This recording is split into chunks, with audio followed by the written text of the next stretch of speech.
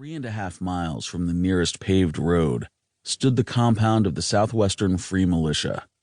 One large wooden building and several ramshackle structures thrown together with canvas and odd lumber. The SFM's headquarters wasn't much to look at, that was certain. But fanaticism was dangerous, and the SFM specialized in domestic terrorism. Bombs, assassinations, kidnappings. There was a kill order on this mission, which didn't mean he had to kill, but he was free to do whatever was necessary to bring the militia down.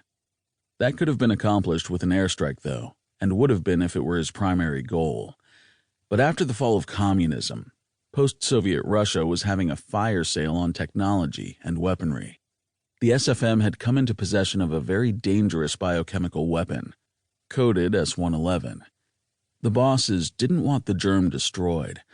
They simply wanted it, which was where Sabretooth came in. Barbed wire was strung from post to post in a pitiful attempt at security.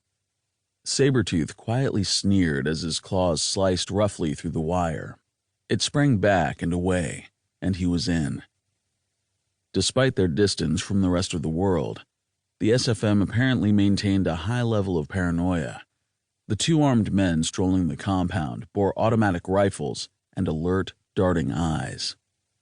Creed almost laughed out loud at the comically surprised expression on the face of the first guard as he snapped the man's neck. But he controlled himself. It was wise to maintain stealth as long as possible. Once he'd been discovered, it would be a massacre. Sabretooth loved a massacre. The salty spray of arterial blood, the fear in the eyes of the prey. But the mission came first. For now. The second guard hadn't even noticed that anything was amiss. He continued to walk the perimeter of the fence and would do so until he came to the spot where Sabretooth had torn his entrance, if Creed waited around for him to find it. He did not. The guard was, in fact, of so little concern to him that he didn't even bother to kill the man. He loped silently across the compound to the first of the ramshackle tent buildings and sniffed the air. Gun oil and cordite on the slight breeze, along with sweat and beer. More than likely, they were all asleep, but they had their weapons nearby, ready for a war with invisible enemies at any time. A wry grin, malevolently punctuated by fangs, stretched across Creed's features. Their paranoia had finally borne fruit.